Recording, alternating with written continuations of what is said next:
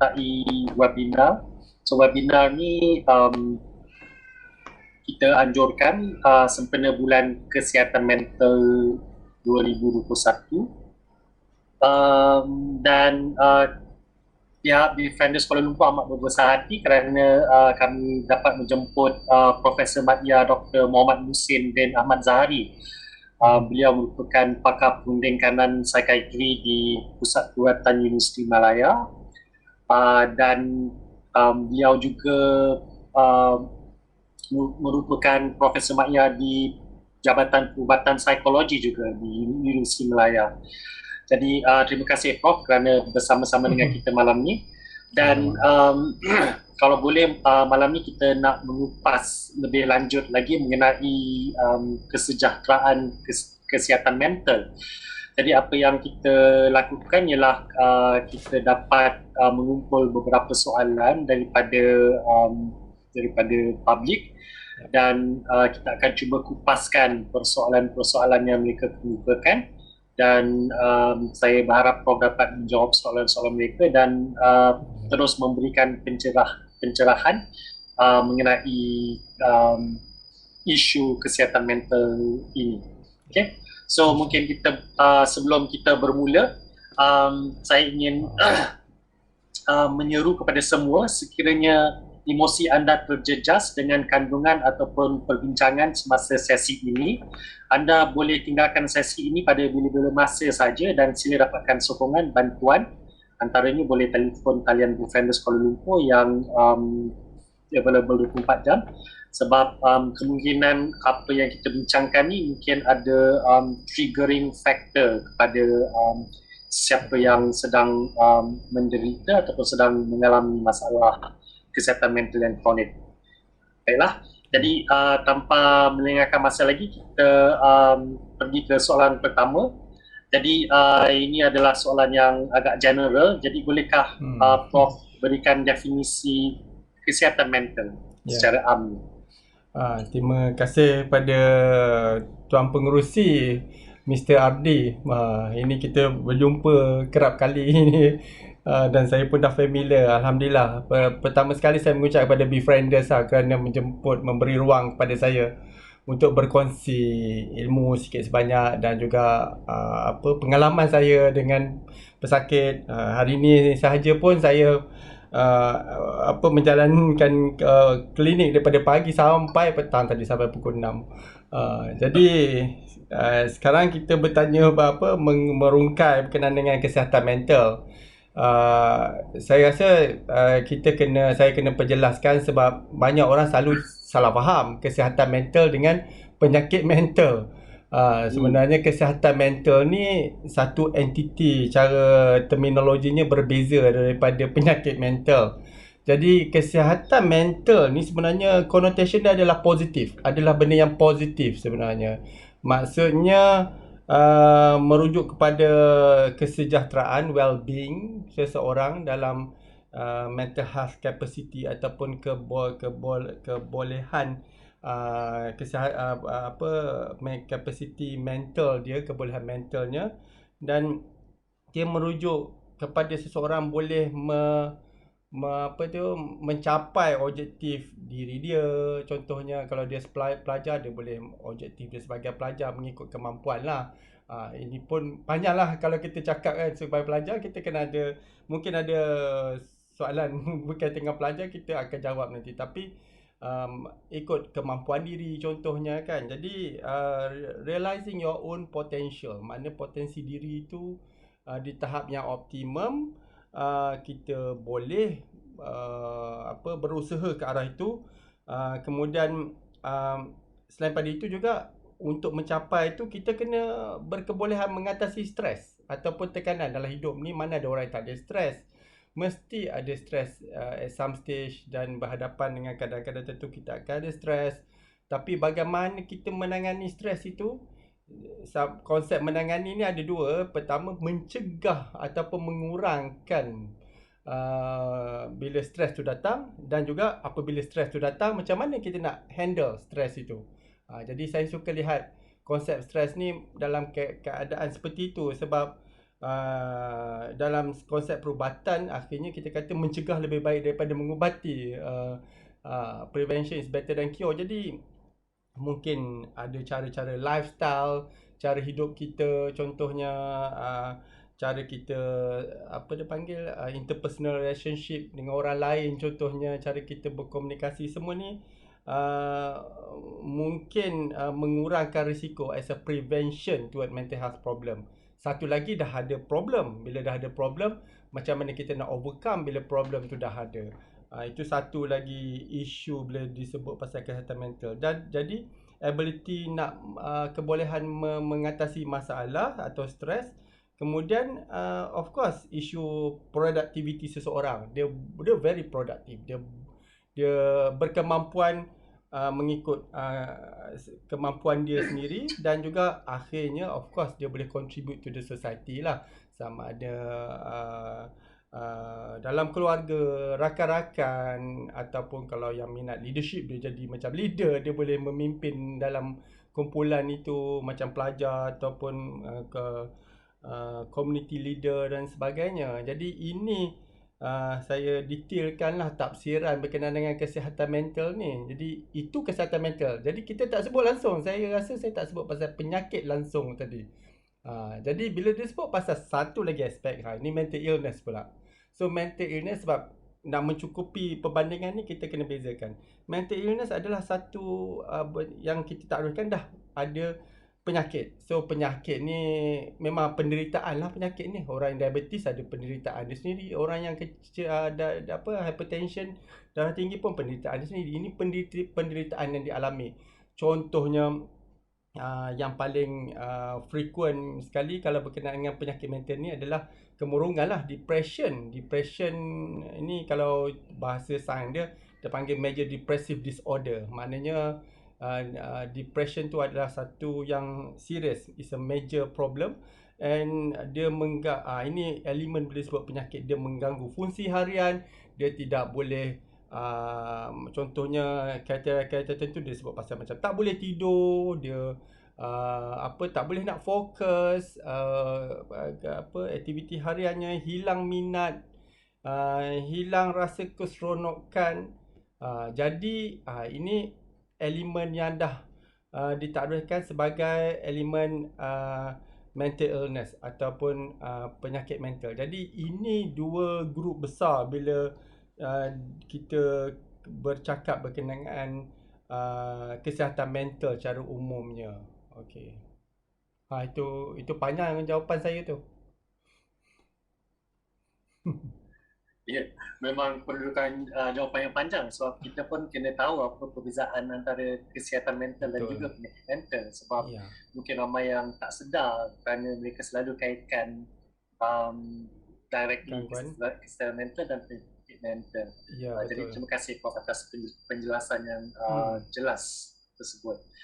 Jadi kita ke soalan seterusnya. Jadi banyak laporan yang menyatakan bahawa masalah kesihatan mental mereka terjejas, terutamanya sepanjang tempoh pandemik ataupun masa tempoh lockdown ni. Jadi apakah kesannya pandemik atau lockdown yang berpanjangan ni terhadap kesihatan mental mereka? Memang COVID ni mengubah cara manusia. Kita sebagai manusia ni memang naluri semula jadinya bersosial, contohnya kan. Tiba-tiba pada tahun lepas bulan Mac kita kata social distancing. Terminologi tu kurang tepat lah sebenarnya. Sebenarnya physical distancing. Masa COVID ini bukanlah seharusnya kita jauhkan ataupun elakkan bersosial. Cuma kaedah bersosial tu berbeza lah daripada sebelum ni. Jadi berbalik pada keadaan gangguan mental ni, memang dia ternyata meningkat lah. Okay?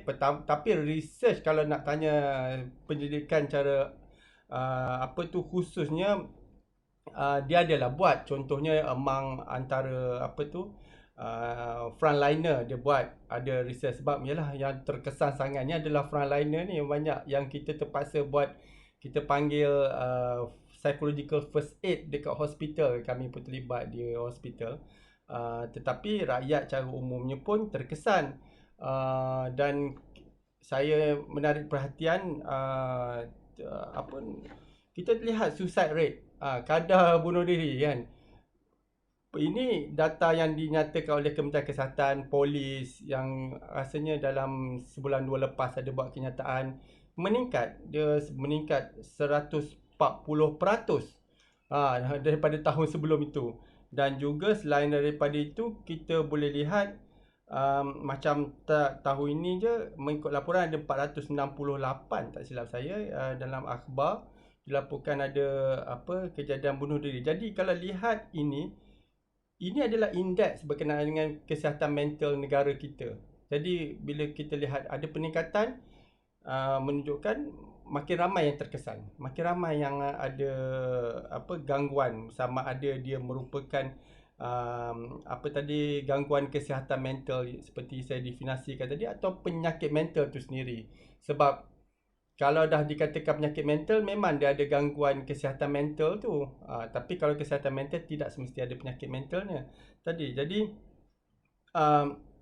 kalau kita lihat memang meningkat, disebabkan saya lihat ni daripada dua kumpulan lah, kesan secara langsung dan secara tidak langsung lah bila disebut dengan COVID ni. Secara langsung ni memang COVID tu sendiri, mula-mula orang tak tahu macam mana COVID tu boleh merebak. Kemudian macam mana sama ada kami di hospital pun kadang-kadang kita risau COVID ni adakah dia ini secara detail lah, macam dia merebak cara penyakit TB ataupun macam influenza contohnya. Dia ada sikit berbeza di situ. Droplet ataupun droplet ni macam kalau kita bersin sesama dan sebagainya, ataupun dia macam airborne ni maknanya dia terapung di udara, sampai macam tu. Jadi kita tak tahu semua keadaan ini. Jadi banyak orang akan risau, akan resah gelisah disebabkan COVID. Dan mungkin gangguan kesihatan mental macam itu mungkin pada peringkat awalnya adalah satu reaksi normal. Sebab kalau tak risau, macam mana pula pun ada implikasi negatif. Itu manusia yang dijadikan oleh Tuhan ni ada perasaan risau, memang semula jadi mesti ada. Cuma konteks penyakit ni risau berlebihan lah, sampai tak boleh buat apa-apa perkara lain, tak boleh nak fokus. Tapi kerisauan yang normal tu mungkin ada. Jadi ini secara langsung tadi. Selain daripada itu, kalau kita sebut secara langsung ni, saya bercakap juga macam dari segi macam orang yang ada anxiety disorder, ada kerisauan yang melampau ataupun berlebihan. Ini pun bila itu dia start risau lah. Dia risau kawan dia risau keluarga dia, habis semua risau. Ini pun dah cross daripada normal.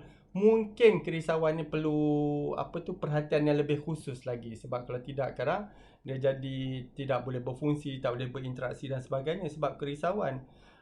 Selain daripada itu, kalau dilihat orang yang mungkin ada masalah obsesif OCD contohnya, atau OCD trait, maknanya dalam diri dia ada genetik, ataupun bukan genetik lah, ataupun ada karakter kepribadian dia yang terlalu obses about something, yang risau. Jadi dia nampak macam risau juga, macam anxiety, tetapi punca utama tadi pemikirannya sepanjang masa tak boleh fikir pasal benda lain kecuali pasal COVID. Masa COVID tu meningkat mungkin dulu kan. Jadi ini satu elemen yang secara langsung juga yang saya kata tadi, yang obsesif. Kemudian juga sekarang ni kita sebut pasal macam PTSD, post traumatic, dah kena keluarga kena, diri sendiri kena, jadi takut juga. Lepas tu dah hilang fungsi diri. Itu pun boleh jadi juga secara langsung. Dan yang satu lagi yang saya teringat ni adalah berkenaan dengan macam orang kata post covid syndrome. Post covid syndrome ni maknanya selepas jangkitan tu dia rasa diri dia macam lemah, lesu, risau, bercampur gaul lah. Tapi dia ada elemen emosi di situ, yang mana dia anxious juga pada masa itu. Tapi dia ada keletihan, dia ada physical symptom. Jadi kalau dilihat itu adalah kesan langsung yang saya cakap tadi. Tapi yang paling besar sekarang ni, inilah saya daripada mula-mula COVID ni berlaku, saya dah kata dia ada dua, at least lah two main wave ataupun dua gelombang utama. Gelombang pertama adalah gelombang rebatan penyakit tu sendirilah, COVID tu. Tapi the second wave is, ataupun gelombang keduanya adalah implikasi psikososial ataupun secara, saya kata kesan COVID secara tidak langsung ini kalau saya lihat. Contohnya kesan ekonomi. Orang hilang kerja, uh, kena apa, dulu boleh buat secara fizikal, sekarang buat online, semua dah stres, line mungkin tak begitu baik dan sebagainya, line apa, internet dan sebagainya kan. Jadi reliance dia dah berbeza. Jadi perubahan-perubahan ini, tapi saya rasa tak nafikan ekonomi tu memang amat penting, kesan ekonomi. Sebab itu selalu sangat diungkap perkataan life and livelihood. Life is nyawa, hidup kita nyawa, tapi kita nak ada livelihood juga. Jadi sebab livelihood ni, tanpa livelihood juga orang boleh membuat satu perkara yang berbahaya pada diri dia. Yalah, kita lihat ini sebenarnya evidence ni dah ada daripada dulu, masa apa tu, economic depression tahun 1920-an, 30-an, kemudian 1998 dia buat kaji, dia lihat masa serangan ekonomi tu ataupun macam sekarang tu, masa COVID tu datang, dia tak ada sangat kesan psikososial tadi daripada ekonomi, impact dia. Tetapi selepas dia dah reda sikit, kesan ekonomi tu yang the big wave subsequently, dia berkenaan dengan kesihatan mental. Jadi ini kita boleh lihat juga, macam saya mula-mula kata berkenaan dengan kejadian bunuh diri yang meningkat contohnya kan. Ini mungkin very apa orang kata, very serious, kena tackle benda ni, sebab sekarang kita dah fasa acute COVID tu dah kurang. Sekarang ni impact ekonomi ni. Ekonomi ni yang could be the big mental health second wave yang akan memberi kesan yang banyak. Dan kalau nak katakan lagi kesan yang berikutnya, kesan psikososial tu sendiri, hilang pekerjaan, kemudian mungkin keluarga juga terganggu, keharmonian keluarga apabila ada juga kata apa, krisis rumah tangga yang meningkat lah, yang ada tanya saya berkenaan perceraian yang meningkat, kenapa berlaku sekarang. Jadi ini dilihat kesan macam chain reaction daripada COVID pada peringkat awal. Jadi saya rasa dari segi kesihatan mental, masa ni agak kritikal. Masa-masa kita COVID tu, kita dah hilang tumpu. Dulu semua orang tumpu pada COVID. Mana jangkitan dia. Sekarang ni semua lihat masalah ekonomi, yang hilang kerja. Walaupun dia mungkin sebelum ni kerja dia macam industri pelancongan dah tercabar, kurang banyak, very challenging. Industri penerbangan contohnya kan, kita boleh lihat. Dan ini cabaran kita lah daripada fenomena COVID ni, yang memberi kesan pada kesihatan mental dalam masyarakat kita. Okay, so memang betul, memang daripada apa yang Prof katakan tu, memang banyak betul kesan-kesan yang secara langsung dan juga secara tidak langsung akibat pandemik COVID-19 ni, dan juga lockdown yang berpanjangan.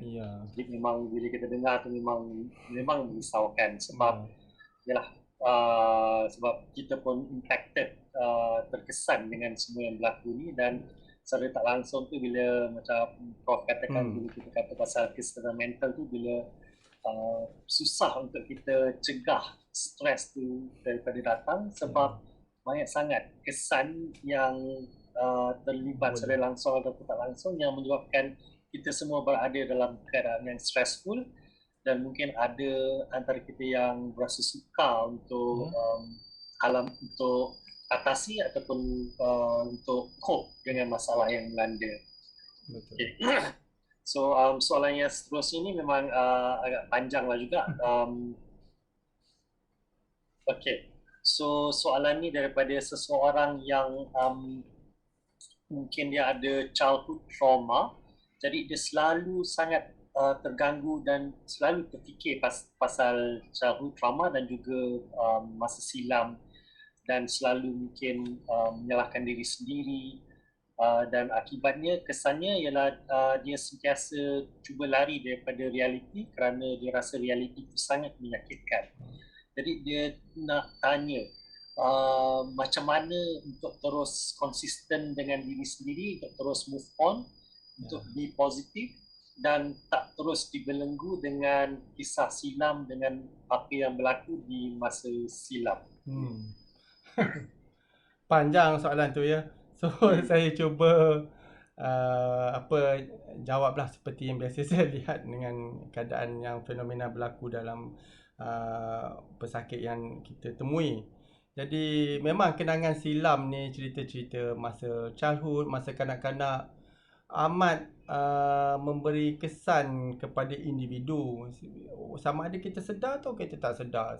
Macam mana karakter kita, macam mana kita menangani masalah. Sebenarnya apa yang what we are now it is developed during this period. Kalau umur kita 20 tahun, dia daripada kita kecil tu dah terbentuk sasiah ataupun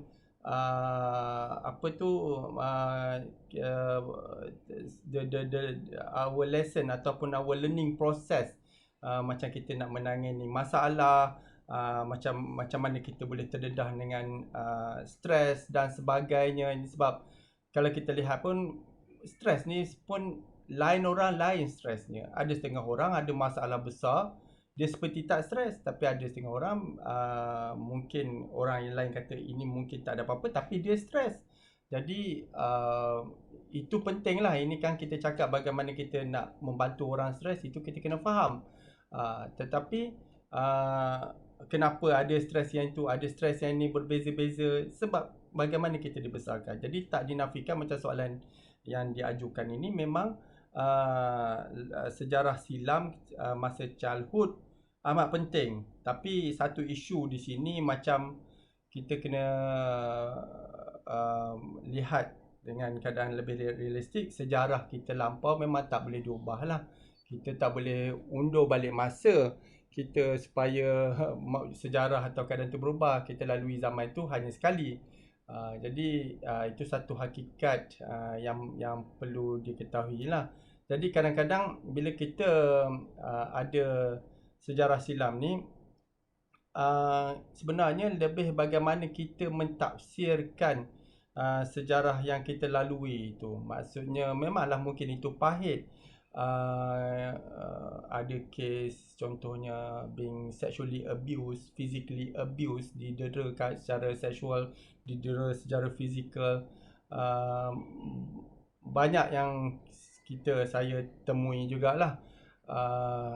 Jadi kadang-kadang dalam konteks macam ini, kalau kita macam mana nak remain positif, mungkin ada cara-cara tertentu lah yang boleh membantu. Bukanlah kata absolutely kalau kita buat ni boleh hilang terus, sebab memory kita bukan macam komputer boleh erase, hilang. Kita add, kita masuk memory, tak boleh. Saya selalu cakap kan pesakit, kadang-kadang memory tu ada, cuma pada masa kita stres, kita lihat memory tu sebagai menyakitkan. Okay. Tetapi bila kita dalam keadaan yang surrounding kita bagus, baik, kita tak nampak memory tu. Mungkin kita tak nampak, kita tak rasa, tak ingat pun memory tu.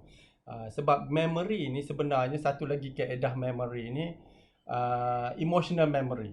So emotional memory, masa emosi kita tertekan dan masa itu siapa di depan kita, kadang-kadang emosi tu it can be visualized juga. Dia igawan gambaran tu sampai bila-bila.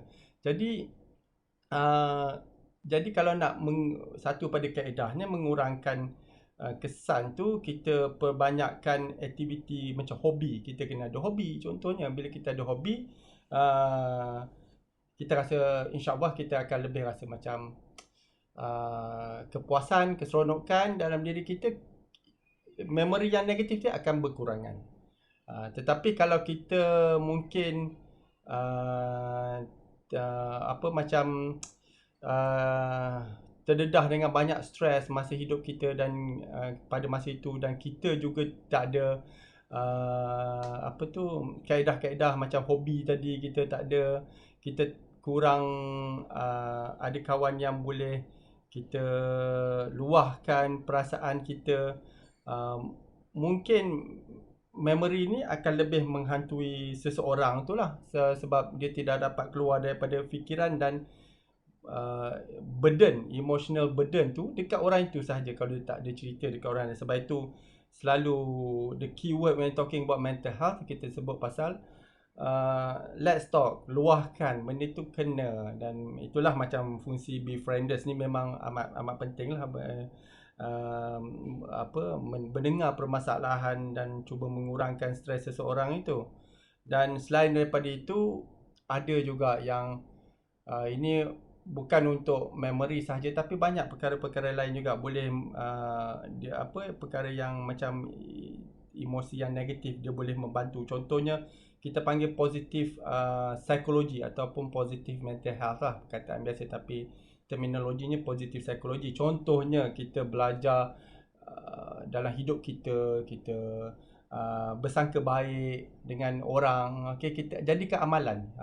Jadi kita cerita pasal orang, kita jangan cerita keburukan, kita cerita kalau boleh kebaikan. Kita nampak kebaikan orang itu, kita appreciate orang lain yang membuat baik dengan kita. Contohnya kita bertanya ataupun mengambil kisah pada orang yang terdekat dengan kita.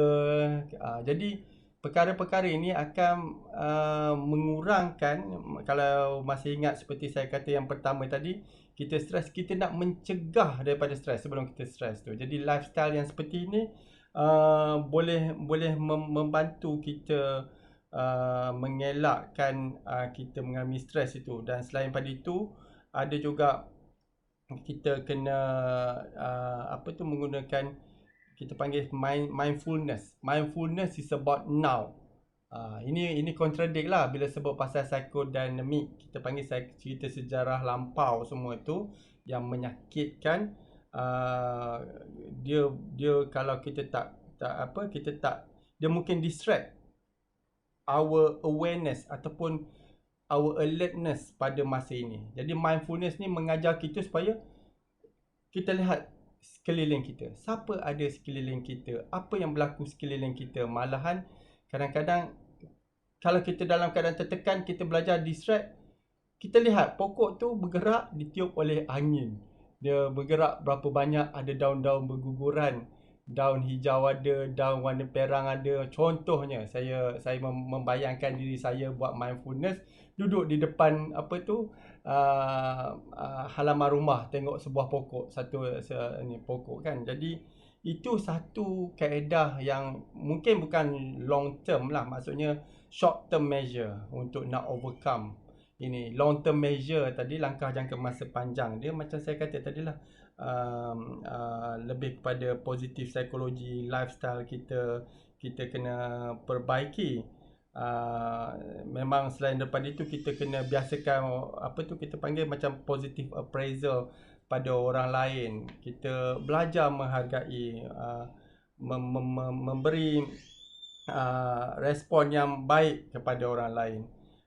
Selain daripada itu, kaedah yang lebih spesifik lah, macam kaedah yang digunakan dalam CBT, Cognitive Behavioral Therapy. Saya dah sentuh sikit tadi, kita perbanyakkan perkara yang kita suka, what we feel pleasurable. Setengah orang pleasurable ataupun aktiviti yang menyeronokkan ni, pergi kedai mamak, minum kopi. Itu yang stres malam, pergi keluar malam, banyak minum pun itu pun nanti dapat lain pula diabetes lah, kalau banyak sangat minum dia tarik waktu malam-malam kan. Tapi bolehlah, kalau kita stres sangat pergilah. Stres, kalau dah stres nanti lain pula, nanti next day kalau kita stres hari ni, kita tak cuba berhentikan stres tu pada hari ni, esok akan mungkin bertambah stres lagi, sebab kita tak tahu apa yang akan datang esok. Jadi kalau boleh pada hari tu kita redakan stres kita dengan methods yang telah saya cakapkan sikit sebanyak tadi. Dan mungkin juga macam ini general, kita selalu sebut macam buat perkara-perkara yang macam exercise, riadah, ini satu yang baik. Saya rasa kalau ikut recommendation dia, macam riadah ni dia recommend 1.5 jam dalam seminggu. Kita buat total dia lah, jadi kita boleh buat setengah jam alternate day dan sebagainya. Jadi saya dah senaraikan jugalah tadi daripada kaedah spesifik berkenaan dengan bagaimana kita nak menguruskan memori yang negatif, memori lampau yang negatif secara khusus, sehinggalah saya cakap tadi berkenaan cara lah menangani stres juga tu. Terima kasih Prof atas tips yang diberikan. So memang kalau kita nak kata ia sesuatu yang sukar lah untuk kita atasi masalah childhood trauma ataupun past memory ni. Jadi macam yang Prof katakan tu, kita cuba teknik-teknik ataupun kaedah yang dikatakan tu, dan jangan letak terlalu banyak pressure kepada diri sendiri. Maknanya kalau kita buat satu tu lepas tu tak menjadi, kita rasa macam kita gagal.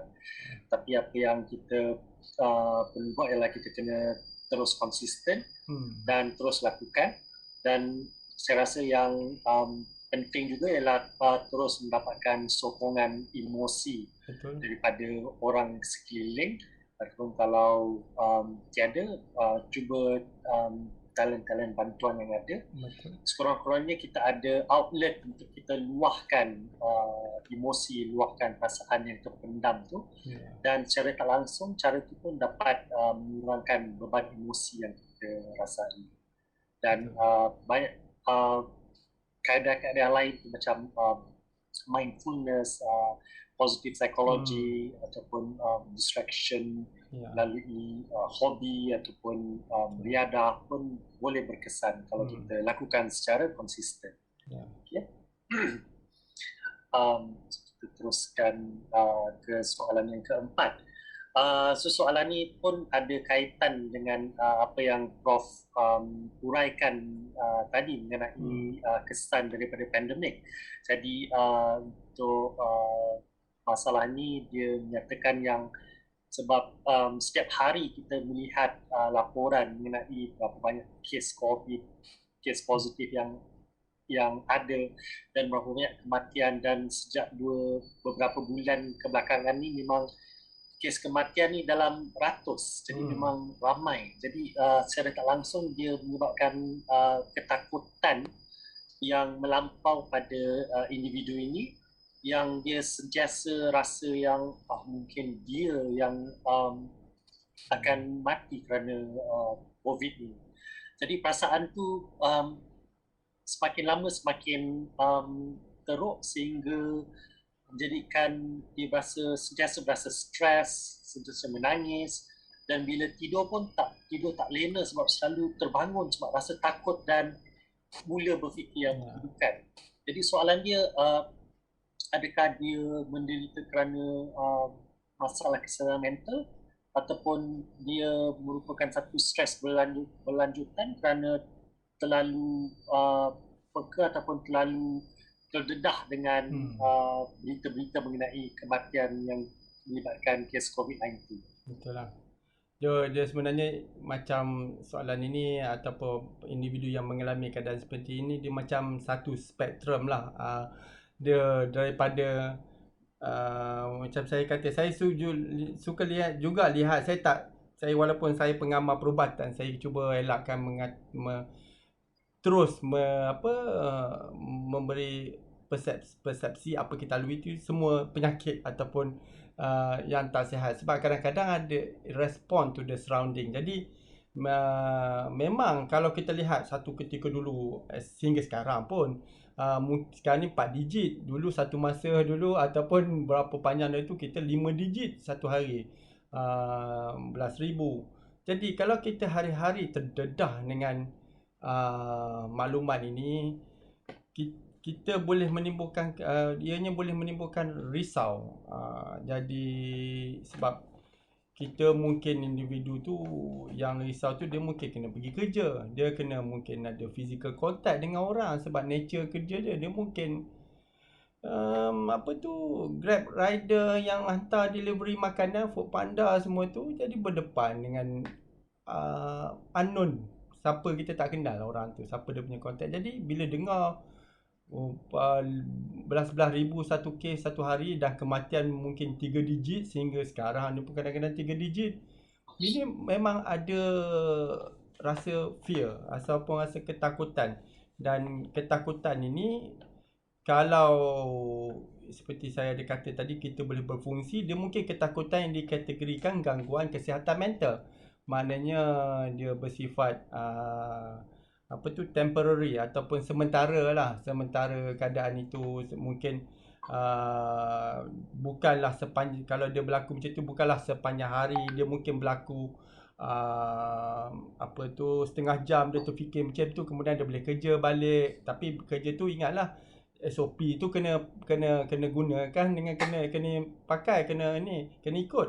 Sebab kalau tak ikut, kita ni mungkin mendedahkan diri kita, jadi menyebabkan kita lagi risau dan dia macam validate kita punya kerisauan, kita tak mahu benda tu berlaku. Jadi SOP kena ikut. Jadi kalau sekejap, setengah jam, 15 minit, kemudian kalau kita apa tu, berjumpa dengan orang, kita boleh abaikan pemikiran yang macam itu tadi, hilang sementara. Ini sebenarnya mungkin bukan satu penyakit, tetapi reaction tu apa yang berlaku dalam persekitaran pada ketika itulah, macam yang sekarang ni pasal COVID. Itu satu. Tetapi satu lagi saya nak berkata yang lebih serius. Yang lebih serius ini di mana mungkin elemen ini dah macam jatuh kepada apa kita panggil macam obsesif. Obsesif ni makna pemikiran tu macam terlekat. Itu umpamanya macam gam. Pemikiran tu dengan otak kita macam gam. Kita tak boleh detach langsung fikir pasal tu sepanjang masa. Of course dia bukan boleh hilang dalam masa setengah jam.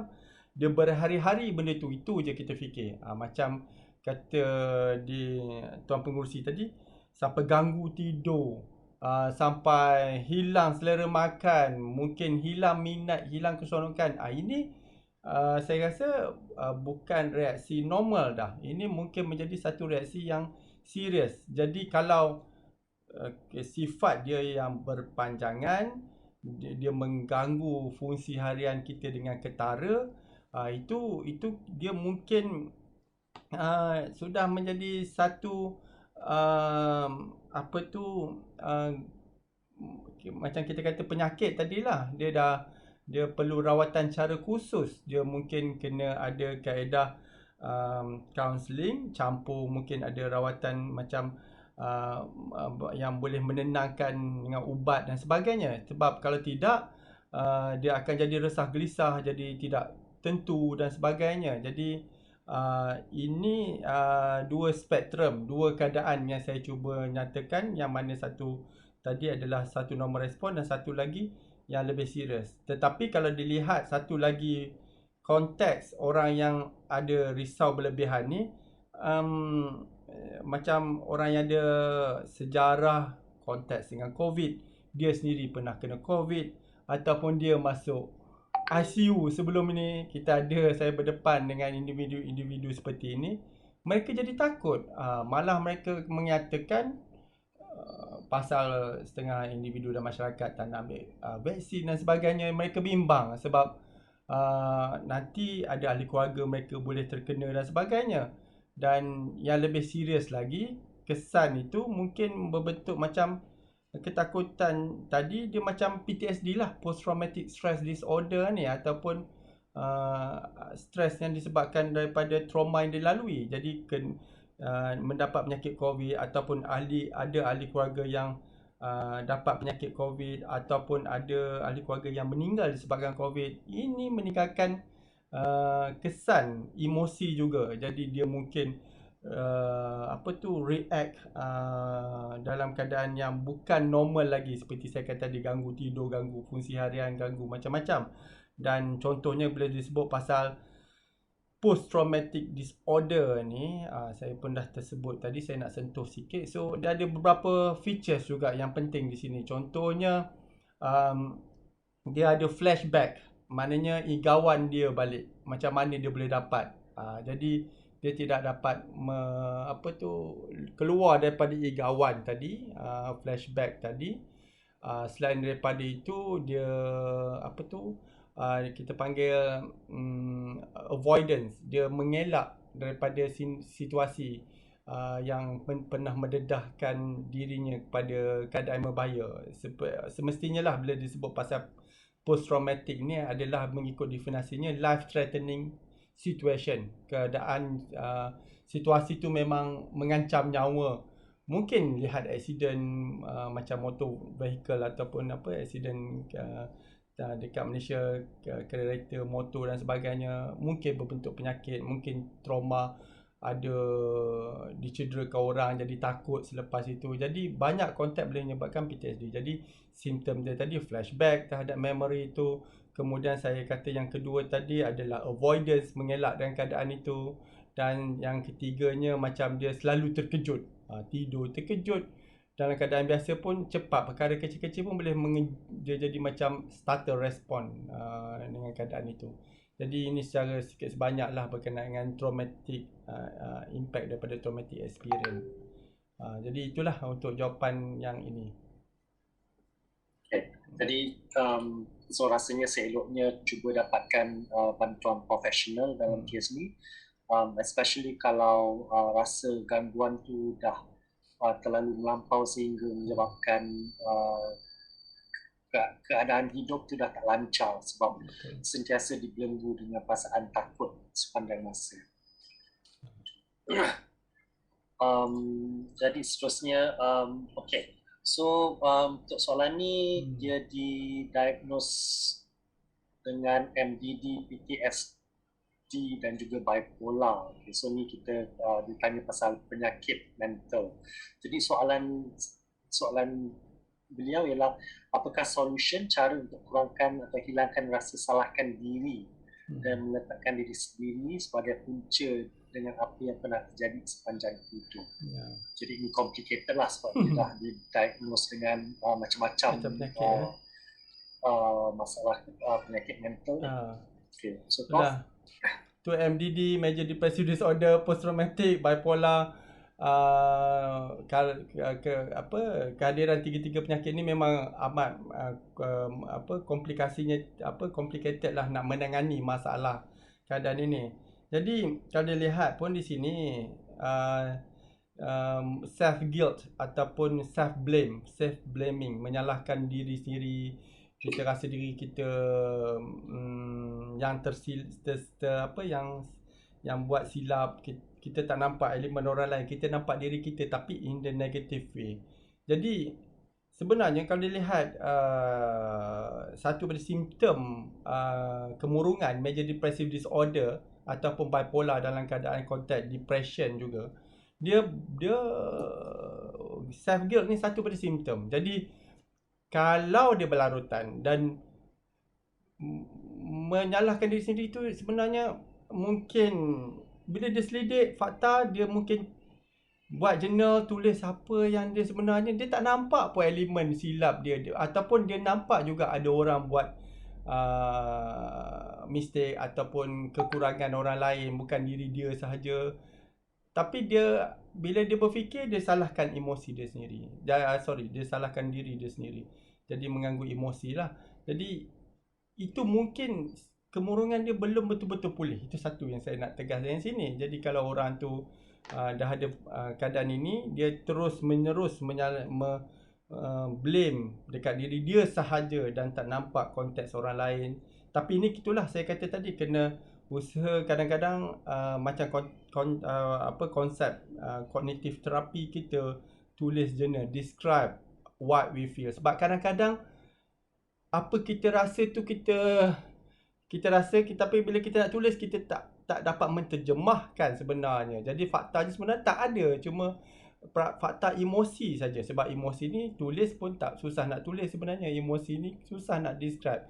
Tapi it's good kalau kita boleh externalize balik emosi tu dalam bentuk ungkapan, perkataan. Jadi kita boleh cara objektif lihat, betul ke ini silap aku? contohnya. Itu untuk bantu diri sendirilah. Of course orang lain, bila kita bercakap, orang lain pun kena menjadi pendengar yang what they call active listening.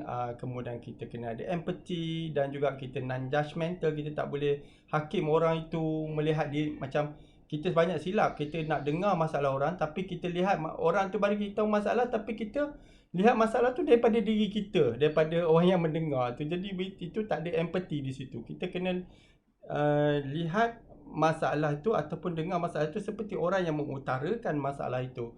Itu baru istilah pendengar yang baik tadi dalam konteks active listening.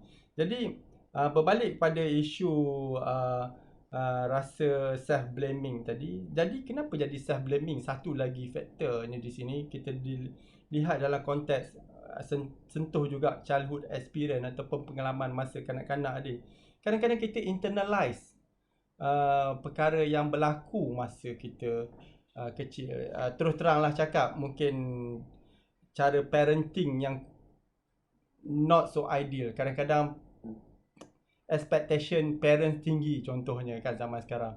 So dia blame anaknya, kamu ni tak study kuat, kamu ni pemalas, kamu ni apa nak jadi nanti bila besar. So many negative words kan. Jadi bila kita banyak sangat input negatif kepada kita punya offspring, kita punya anak, kita punya ini kan, didikan kita tu, dia akan internalize benda tu. Sikit-sikit bolehlah dia mungkin tak absorb benda tu sebahagian daripada diri dia. Tapi kalau kerap sangat dengar perkataan seperti itu, akhirnya dia, yes, my mistake, it's my fault, it's my wrong, semua is about negatively about self. So dia akan jadi loss of apa orang kata, macam self esteem dia akan berkurang, dan dia mungkin tendensi untuk menyalahkan diri dia apa-apa yang berlaku, dan tidak nampak bahayanya bila menyalahkan diri. Kadang-kadang kita tak nampak solution dia langsung, sebab yang kita nampak is a mistake. Jadi solution dia akan kita tak nampak, dan kita punya self confidence kita akan berkurang, dan akhirnya masalah tak selesai, tapi diri kita yang menjadi makin tertekan. Jadi antara kaedah nak overcome this feeling, kita kena lihat masalah tu, kita kena lihat as a responsibly, dengan tanggungjawab bagaimana nak menangani masalah tu. Bukan semata-mata melihat kesilapan yang telah berlaku, tapi how to macam merangka strategi mengatasi masalah itu. Okey, itu satu. Kemudian kita kena kalau kita ada masalah macam saya kata tadi lah, internalization, sebab kita banyak sangat negatif masa kita childhood, mungkin ada bentuk terapi macam psychodynamic. Dia boleh membantu kita mengeluarkan, memberi kita externalize balik benda yang kita dah masuk yang negatif dalam diri kita tadi. Kemudian kita kena jadi habit lah. We have to love ourselves. Bukan selfish di sini, tapi kalau kita ignore diri kita, kita dapat penyakit macam-macam. Kita tidak menyayangi diri kita. Sometimes we suffer, but other people might be suffering as well, sebab kita tak berfungsi dengan baik. Terutama kalau kita dalam keluarga, konteks dalam masyarakat dan sebagainya. Dan don't be self-critical. Self-critical ni kadang-kadang tak membantu. Dia degrading ourselves, demotivate ourselves. Learn to be compassion, menyayangi diri kita ni sendiri. Sebab kalau tak ada kita sayang diri kita, orang lain tak saya expect lah nak sayang diri kita. Kita kena sayang diri kita dulu. Dan sometimes kalau tengok daripada perkara yang berlaku lepas, it is a lesson. It's not for blaming. So look at positive. Try to learn from what has been happening in the past. Macam itulah, belajar daripada apa yang berlaku. Betul tu Prof. Kita apa yang Prof katakan tu memang penting untuk kita sayangi dan hargai diri kita sendiri dahulu, supaya kita boleh be more positive, dan orang lain pun boleh sayangi diri kita juga. Okey, untuk soalan seterusnya, okey. So, bagaimana cara untuk atasi burnout dalam kalangan pelajar yang sedang menjalani online kelas? So, ni Wah. antara soalan yang kita selalu terima sebab memang antara kesan pandemik Hmm. yang berlarutan ni sebab uh, kanak-kanak dan remaja tak dapat nak ke sekolah dan mereka terpaksa jalani sesi Online. persekolahan secara online. Itulah. Jadi ramai yang actually mengalami burnout. Ya. Itulah cabaran sebab burnout dia dalam sepanjang masa kita menghadap menggunakan online ataupun internet, komputer, laptop, banyak kita spend banding dengan sebelum Covid. Jadi kalau untuk pelajar ni ataupun student, pertama sekali kita kena lihat diri kita lah, kena realistik. Sebab kadang-kadang ni kita terlalu meletakkan achievement tu terlalu tinggi. Jadi kadang-kadang menyebabkan kita tertekan dalam keadaan, mungkin dalam keadaan ideal, maknanya macam physical learning semua tu okey, boleh juga sebab bila physical learning ada elemen social. Tapi bila online learning dia socializing ni tak ada, kita seorang je depan laptop tu, kita dengar didactic lecture, so dia boleh menimbulkan tekanan kalau kita tidak ambil langkah-langkah tertentu. Jadi contohnya langkah yang kita kena ambil itulah, bila kita banyak sangat lecture tu, kalau yang belajar kat universiti mungkin kita kena prioritize. That mean kita kena priority kan what's on the top, lecture mana kita kena pergi ataupun kena dengar. Mungkin ada setengah lecture tu baik juga kalau dibuat dalam bentuk orang kata recording, voice over, apa dia panggil, PowerPoint tu. Saya pun biasa buat di universiti tu, saya mengajar student, kita record, dia boleh dengar bila-bila masa dia suka. Daripada kita fixkan masa dia pukul 10, dua perkara lah, lecturer pun boleh jadi stres, student boleh jadi stres sebab pada masa itu mungkin ada perkara-perkara lain juga berbangkit ataupun dah ada 3 lecture dan sebagainya. Jadi kalau kita pensyarah tu record dulu, dia mungkin kurang stres sebab dia boleh dengar pada waktu-waktu tertentu. Okey, selain pada itu, kita tip-tip biasa yang saya kata, kita kena break up. Kita tak boleh macam marathon 4 jam kita dengar. Memang saya tak pernah percaya pun dengar sampai 3 jam terus. Even saya selalu kata kita manusia ni sejam tu kita optimize, kita boleh fokus. Lepas sejam kita start distract. Terutama kalau lecture PowerPoint contohnya kan.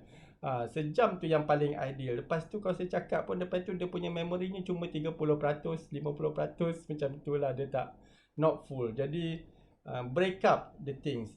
In term of assignment ke banyak ke kan, zaman online tak jumpa lecturer dan sebagainya, jumpa ataupun yang tak pergi cikgu, tak, maksud saya tak pergi sekolah. So kita kalau ada assignment atau homework, don't procrastinate. Ini satu lagi. Bila procrastinate ni yang jadi due date, ini bukan masa Covid je, masa bila-bila pun. The last 2 days baru nak pulun. Memang mental pun pulun. Dia tak boleh macam itu. Dia kena bahagikan time management. This is don't procrastinate related to the time management. Very important. Pengurusan masa ni. Sebenarnya kalau lihat kita ada assignment, kita buat awal, kita tak ada pressure nak menghabiskan masa tu pada masa-masa tertentu. Tapi bila 48 jam 2 hari terakhir tu, itu yang jadi tak tidur malam. Bila tak tidur malam, dah sleep problem. Sleep problem, dia timbul anxiety. Kalau dia memang seorang yang memang perfectionist, very meticulous, 2 hari terakhir tu is nightmare, is like hell, because yalah banyak pressure nak menyiapkan semua tu seperti dia kena perfect tadi. Jadi don't procrastinate. Time management is very important. Organize yourself. So itu yang saya nampak cara khusus lah. Selain daripada itu, seperti biasalah, sleep is important kalau student universiti contohnya. Sebab kadang-kadang kita yalah nak study sampai ni, dalam bukan Covid pun, kadang-kadang sampai malam, larut malam. Jadi kadang-kadang kita punya sleep cycle dah bertukar. Kita patutnya tidur waktu malam, kita lebih pada waktu siang sebab malam kita tak tidur langsung. Jadi saya tak tahu, saya percaya kita kena pastikan our biological needs macam sleep, eating, makan secukupnya, bukan berlebihan, itu semua penting. It's a healthy lifestyle. Saya percaya insyaAllah dia akan contribute 50% already to your wealth, your wellness ataupun mental wellness ni, 50-60%. Yang lebih tu, itulah kalau kita banyak sangat tekanan, kita ada kaedah-kaedah lain macam riadah dan sebagainya, dia akan adapt lagi untuk mengelakkan lagi ataupun nak meningkat lagi ability diri kita nak menangani keadaan yang macam burn out dan sebagainya sebagai student tadi. Itu yang dapat saya fikirlah berkenaan dengan burn out among student tadi. Jadi yang penting ialah pemutusan masa dan juga healthy lifestyle diamalkan supaya dapat moderatekan stres dalam hidup when it comes to online learning. Okay. Untuk yang seterusnya, so saya terserisau dan sedih kerana takut kena marah dari orang pada saat yang tak dijangka. Soalan ni tough jugalah sebab kita kena marah kalau tak dijangka kan. So tak tahulah, kadang-kadang kalau kita kena marah tu ada dalam konteks tertentu lah. Contohnya dengan parents contohnya kan. Jadi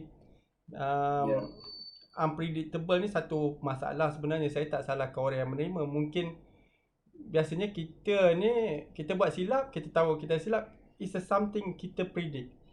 Bila kita tak predict kena marah, mungkin ada something yang beyond the normal things happening. Sama ada orang tu dalam mood, orang yang marah kita tu mood dia pun tak stabil, dalam keadaan tertekan dan sebagainya. Jadi mungkin dalam konteks tu kita berfikir, yalah, kalau setakat marah biasa sikit, mungkin orang ni pun dalam keadaan tertekan jiwa dia, sebab itu dia melepaskan kemarahan dia kepada orang lain.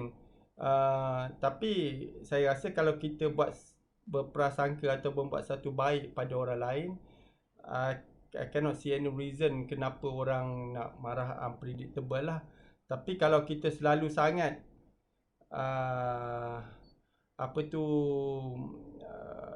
ditegur okey, saya rasa kita dalam hidup ni tegur menegur satu sama lain. Tapi kalau kerap saja kena tegur, kerap saja dipersalahkan, saya rasa itu ada satu beyond the issue. Maksudnya bukan saja marah isu, tapi mungkin interpersonal relationship punya isu dengan orang individu tersebut. Jadi mungkin kita bertanya, apa sebenarnya tak puas hati ni sebenarnya. Sebab kadang-kadang orang yang tegur kita dalam konteks teguran tu, dia general sangat, dia tak spesifik. Dia hanya macam sekadar melepaskan marah semata-mata, sebab dia mungkin marah dengan benda lain, tapi dia tak channelkan dengan keadaan yang betul. Dia channel dekat orang yang menerima tu lah, individu ni. Jadi asyik dia yang kena. Jadi mungkin tanya apa masalah dan sebagainya lah. Dan saya rasa kalau kita nak avoid orang tu bukan satu orang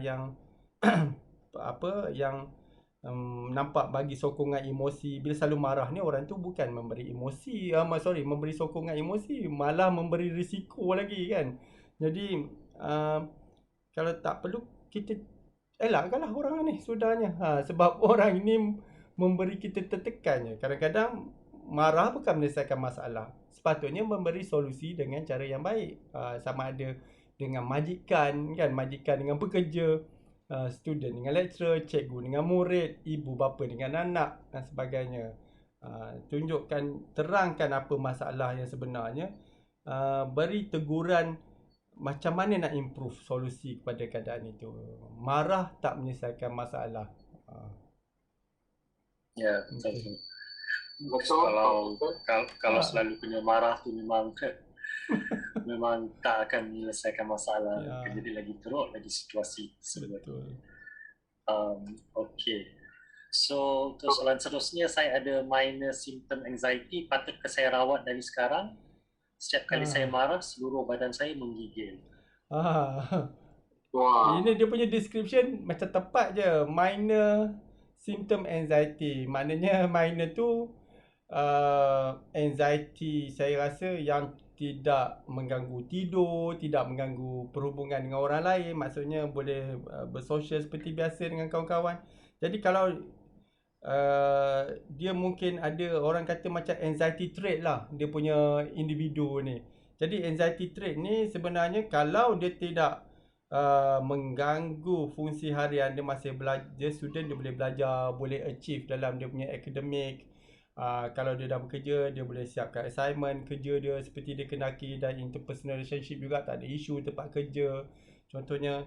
Jadi dari segi konsep tu dia bukanlah kata penyakit, dia mungkin minor anxiety sinilah, macam minor depression lah ni, macam major depression, minor depression, so this is minor anxiety. Jadi dia boleh mengamalkan kalau ada yang ada trait sahaja, macam relaxation teknik semua tu boleh membantu.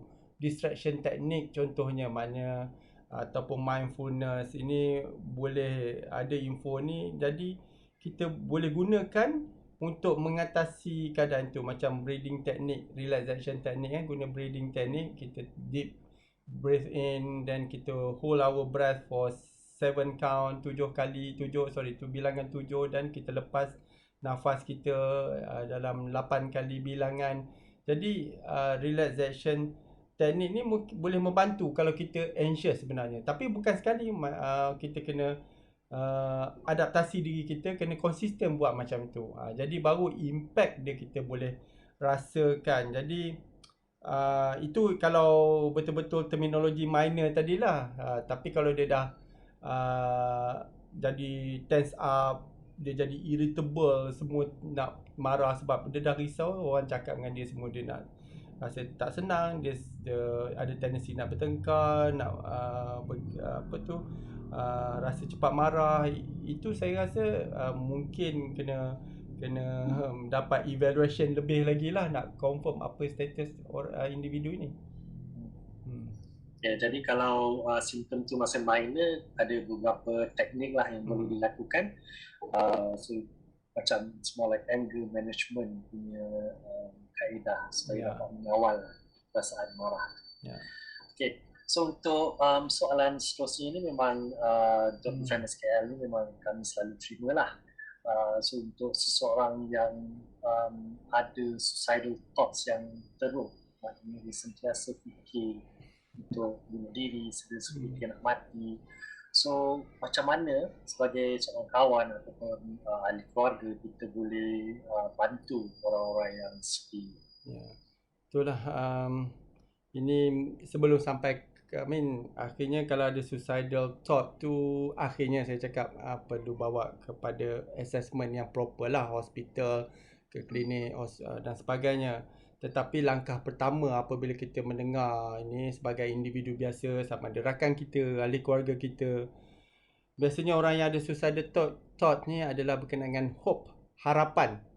Dia tiada harapan, itu masalah dia biasanya. Walaupun macam-macam alasan lah orang ataupun macam-macam situasi yang menyebabkan seorang tu ada suicidal thought, tapi harapan adalah satu isu utama. Jadi kalau kita mendengar, of course we have to be good listener. Elemen pendengar yang baik itu penting.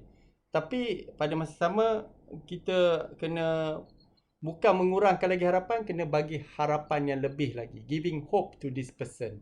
I think itu satu komunikasi efektif untuk kita berdepan dengan seseorang yang ada suicidal thought. Tetapi kadang-kadang kita kena realistik juga sebagai pendengar, sebab harapan tu kadang-kadang kita terlebih melihat daripada aspek diri kita. Ni tak ada elemen empathy lah bila kita kata alah masalah ni tak ada apa, masalah ni orang ni boleh overcome. Kita lihat, kita bandingkan dengan orang lain. Jadi kita tak acknowledge sebenarnya masalah individu lalui. Ini satu hal ni. Acknowledgement. Kita kena acknowledge masalah yang ataupun emosi yang dirasakan sehingga dia rasa hidup ni terlalu mencabar sampai tiada harapan, dia kata, untuk mengatasi masalah ini. Jadi harapan tu satu. Kemudian kita kena apa tadi, mendengar dengan without any judgemental. Kadang-kadang kita jangan juga, tapi banyak orang takut bila seseorang cakap pasal suicidal. Dia kata adakah ini akan menyebabkan orang ini lebih lagi suicidal.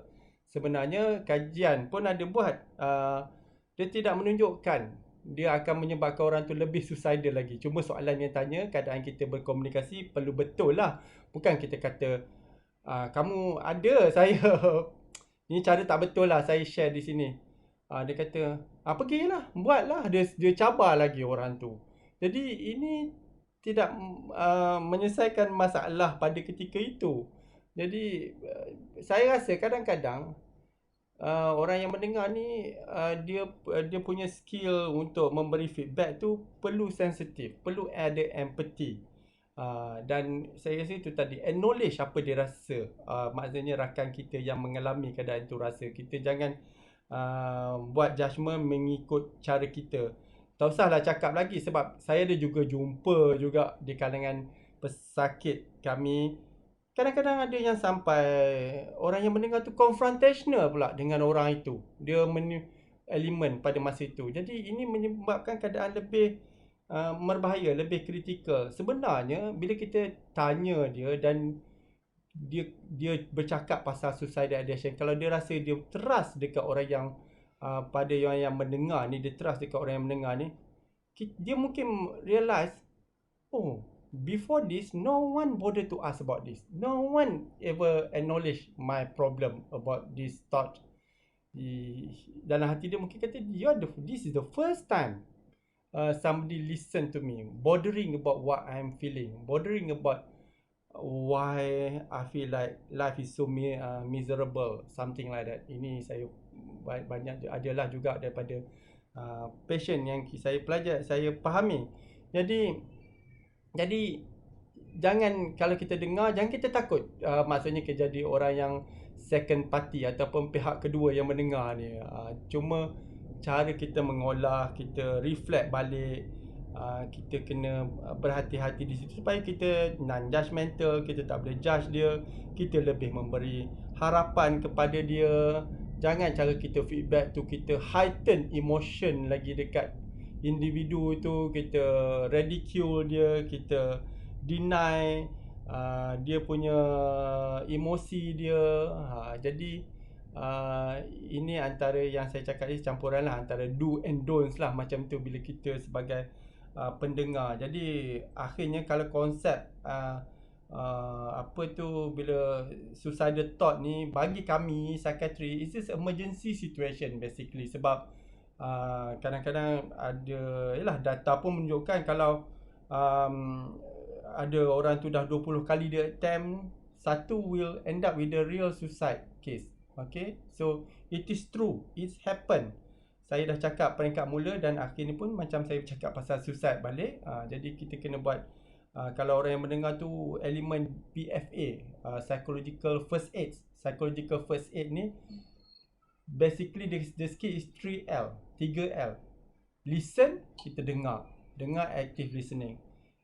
Kita look, first is look. Kita beri perhatian pada orang yang mengalami itu, ataupun kita dapati persekitaran kita ada ahli keluarga kita, rakan-rakan yang mengalami.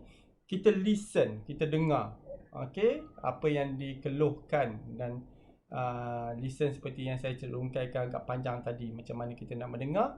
Kemudian kita link, kalau dia perlu bantuan, kita perlu assistant, kita hubungkan dia dengan punca-punca di mana dia dapat bantuan, macam talian sokongan ataupun berjumpa kaunselor dan sebagainya. Kalau kita rasa, yalah, biasanya kalau suicidal thought ni banyak orang pengalaman saya, dia membawa ke hospital untuk mendapat rawatan lebih khusus lagi. Betul. Okay.